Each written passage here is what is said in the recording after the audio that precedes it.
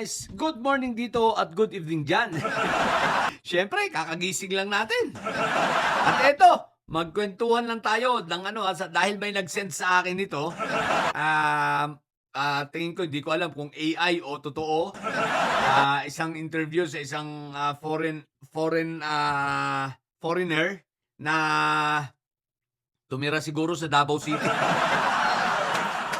At may wish siya sa Davao City para sa 2026.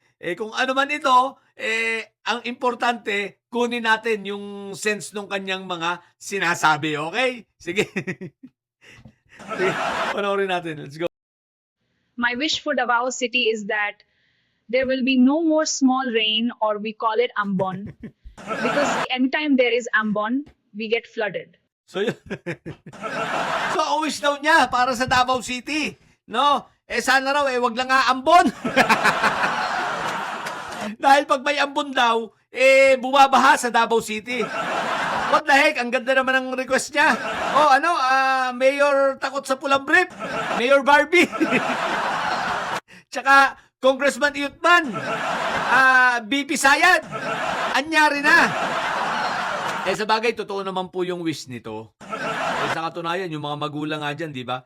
Ang panalangin lagi nila di ba? Nabanggit ko noon, ang pagkakaiba ni Aling Milagrosa na taga Tacloban at itong mga nakatira dyan sa Davao City. Si Aling Milagrosa, pag bumabagyo ngayon doon, signal number 5 na, hinahamon pa ang bagyo. Ang tanong ni Aling Milagrosa kung wala na raw bang ilalakas. Si Lola Milagrosa yun dati sanay na sanay sa ano yun. Sanay na sanay yun sa pagpunta sa evacuation center. Pero simula nung magawa yung mga flood control doon, na mga solid talaga, mga quality, no? Kita mo talaga na, matino ang pagkakagawa. Aba. Sabi ni Lola Milagrosa, namimiss na raw niyang evacuation center. At sa tuwing bumabagyo ng signal number 5, ang tanong niya, wala na bang ilalakas yan? Ang lupit ni Aling Milagrosa, no?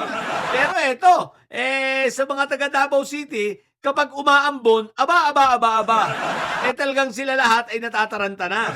Ang feeling ni, ang panalangin ng mga magulang doon, sabi nila, Diyos ko, wag naman po sanang aambon ngayong umaga o kaya ngayong hapon.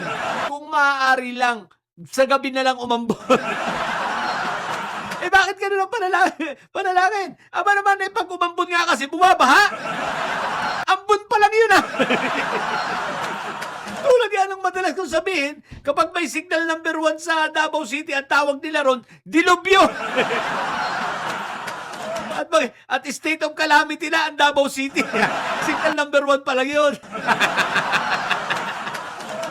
Paano ba naman masisipag naman yung mga namumuno diyan Diba? Kayo ba naman na may congressman na may sayad? Kayo ba naman na may congressman mayor na Barbie na may sayad rin?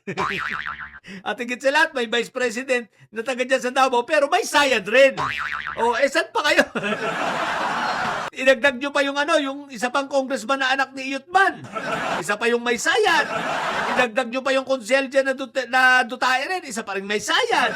Idagdag nyo pa si Kitty. Pag si Kitty Ichibichi si Wake and Bake, kapag ito pumasok na sa politika, dagdag sayad na naman. Kaya mga taga Davao, ang wish nila, wag sana nga ambon. Dahil pag umambon, naku po Rudy, baha. Sa Tacloban, si Lola Milagrosa, signal number 5 na, hinahamon pa yung bagyo. Ang sabi ba naman wala na ba ilalakas yan? Yan na ba yan? Ang konti naman ng ulan. Hindi man lang umabot sa aming anong tawag dito? Dito sa may steps nila, sa step nila yung tubig.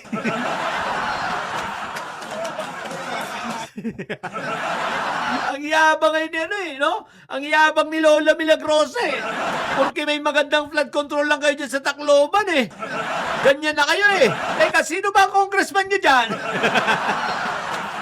Bakit ganyan na quality ang mga trabaho dyan? Nandyan nga rin pala ang Tingog Party List, So, kudos sa inyong congressman dyan, ha? Alam ko, si Congressman Martin ang nandyan.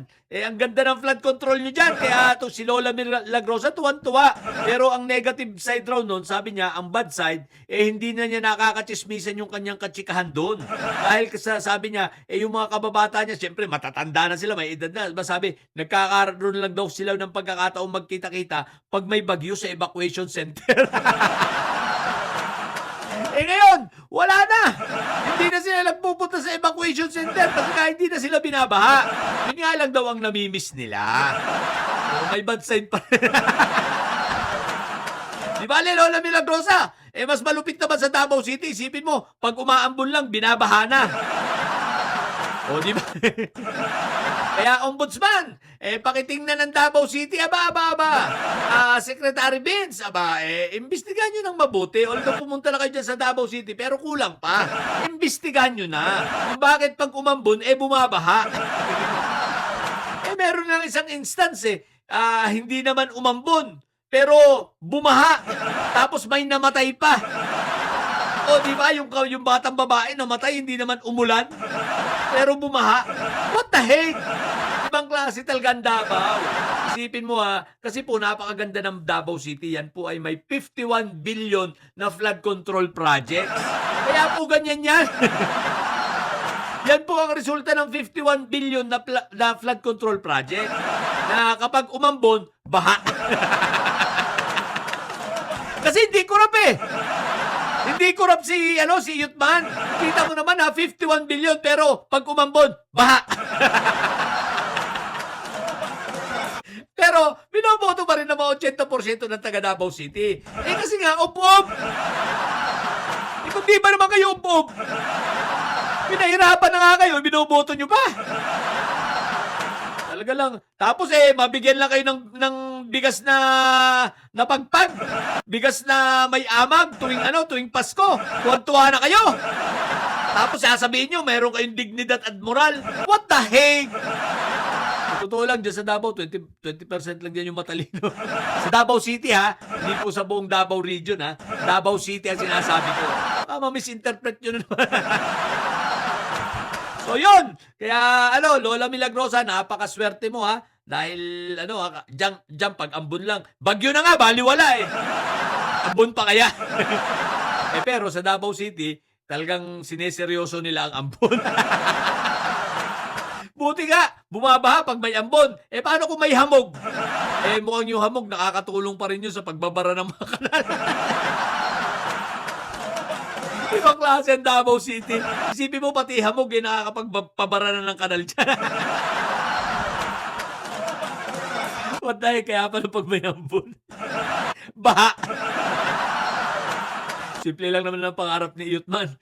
Sabi niya, gusto niya maging ang means of transportation na dyan pag hindi jet ski, mga bangka sa kalsada. So, palalaking daw niya ang industriya ng bangka dyan. Para kahit sa syudad, may bangka. Ang lupit talaga ng mga may sayad, no? Anyway, yun lang muna.